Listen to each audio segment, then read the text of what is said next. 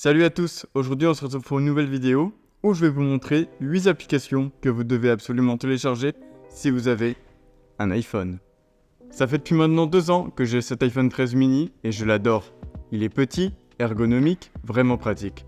Son seul défaut, la batterie, étant donné qu'il est petit. Mais ça, j'en ai fait sa plus grande force, puisque je me sers de mon iPhone que pour les choses importantes et non pour la distraction. Aujourd'hui, je me suis rendu compte que le temps, c'est notre plus grande ressource et qu'il est temps de la préserver.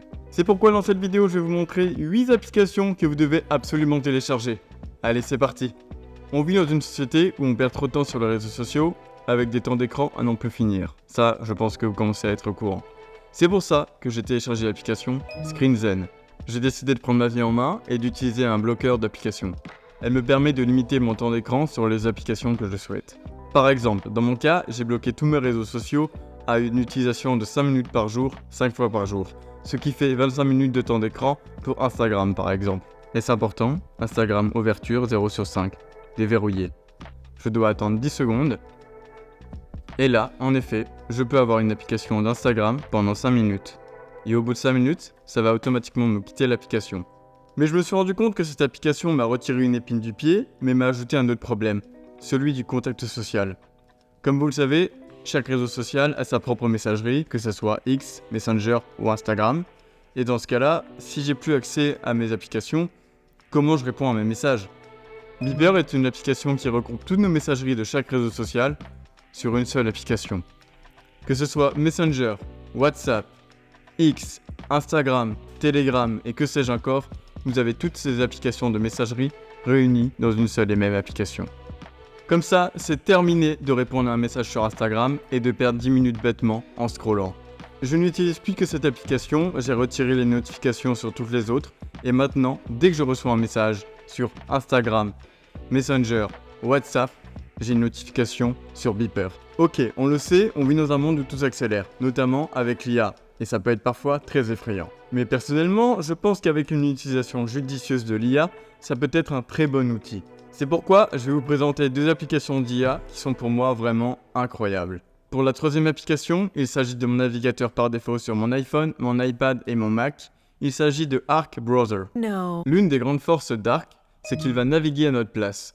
On va pas scroller sur des liens jusqu'à trouver le bon article pour avoir la réponse à notre question. On va directement poser la question soit en tapant ou soit directement en posant la question. Par exemple, quel film a gagné la Palme d'Or l'année dernière ? Donc là, il cherche, c'est assez rapide. Et là, Anora a remporté la Palme d'Or en 2024.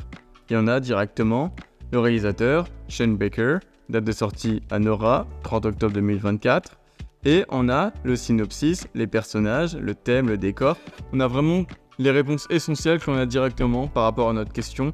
Alors que si on avait été directement sur Google, alors oui, on aurait eu un petit résumé de la part de Google, mais on aurait dû, comme vous pouvez le voir, ouvrir des articles, trouver qui a gagné la Palme d'Or, lire un autre article, savoir, et ça aurait été beaucoup plus long. Et là, ce qui est bien avec Arc, c'est directement, on a les réponses. Donc l'une des grandes forces d'Arc aussi, c'est qu'on va pouvoir résumer un article via l'intelligence artificielle si on a la flemme de le lire. Par exemple, là, sur l'article de L, j'ai pas forcément envie de tout lire parce que l'article est vraiment très très long comme vous pouvez le voir. Ce que je vais faire, c'est que je vais pincher et là, comme vous pouvez le voir, j'irai directement le résumé de l'article. Arc est un navigateur qui respecte la vie privée et qui bloque les publicités. Cette application a encore plein de surprises à vous réserver, je vous laisse la télécharger pour les découvrir par vous-même. J'aime tellement cette application que regardez, j'en ai même mis un petit widget afin de pouvoir l'ouvrir directement dès que je me pose une question. Et ça, c'est vraiment super pratique. Bon, la deuxième application d'intelligence artificielle commence à être un peu connue, mais je vais vous la présenter aussi. Il s'agit de Perplexity. Perplexity est une sorte d'alternative à Arc, sauf que c'est pas un navigateur. C'est vraiment une application d'intelligence artificielle qui est sur navigateur ou sur application iOS ou Android. Cette application vous permet de faire une recherche banale comme vous la feriez sur Google, sauf que vous avez directement votre réponse avec des images, des liens que vous pouvez cliquer pour avoir plus de réponses approfondies. Je vous fais un exemple, comme ça sera plus simple. Revenons sur le film qu'on a vu tout à l'heure. Quel est le film qui a gagné la Palme d'Or en 2024 ?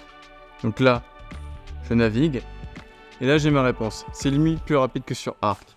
Le film Anora, réalisé par Shane Baker, a remporté le Palme d'Or au Festival de Cannes 2024. Ok, très bien.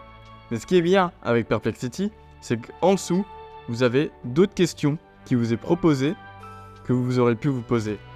Par exemple, quelle est la trame narrative de Anora? Ou quels autres films ont été nommés pour la Palme d'Or en 2024? Si je clique dessus, il va réfléchir et me donner une réponse. Et ça, Anora, Bird, Megapolis, et ainsi de suite. Là, je vais avoir d'autres questions suite à la requête d'avant. Ça, c'est vraiment bien. Par exemple aussi, vous voyez des chiffres là, je peux directement cliquer dessus pour avoir le lien sur lequel il s'est basé. Comme ça, je peux faire mes recherches d'une manière plus approfondie. Voilà, entre Arc et Perplexity, personnellement j'utilise les deux et je les adore. Je vous recommande vivement de les télécharger. On est tous d'accord pour dire que l'application météo native d'Apple est vraiment pas terrible. Si on regarde, par exemple Paris, actuellement 9 degrés, et on a les prévisions pour les prochaines heures et les jours suivants. Mais je trouve qu'il manque quelque chose. C'est pour ça que je vais vous présenter aujourd'hui l'application Vent2Sky. Vent2Sky, c'est une application météo qui vous permet de voir la météo partout sur le globe. Mais le plus intéressant dans tout ça, c'est que vous pouvez littéralement changer entre les températures ressenties, les précipitations, que ce soit toutes les 3 heures, toutes les heures, la vitesse du vent, et plein d'autres choses, comme par exemple la mer, pour les marins par exemple, qui veulent voir la taille des vagues, pour pouvoir faire une sortie en mer. C'est notamment grâce à cette application que j'ai pu voir des aurores boréales cet été en Irlande, grâce à la probabilité d'aurore que vous pouvez voir là.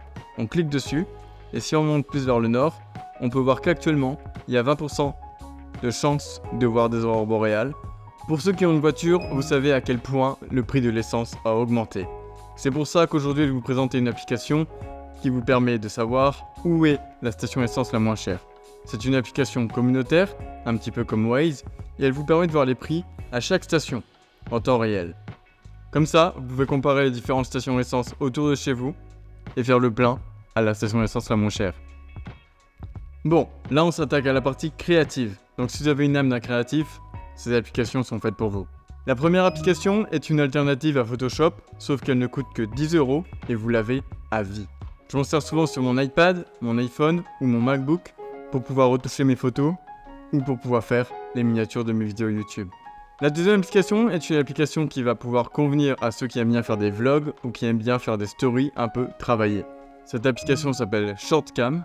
Des images vaut mieux que des mots, je vous montre l'application directement. En fait, c'est une application qui permet de filmer par exemple ce que l'on voit autour, faire pause, quitter, peut-être revenir pour plus tard, et reprendre le film où on en était.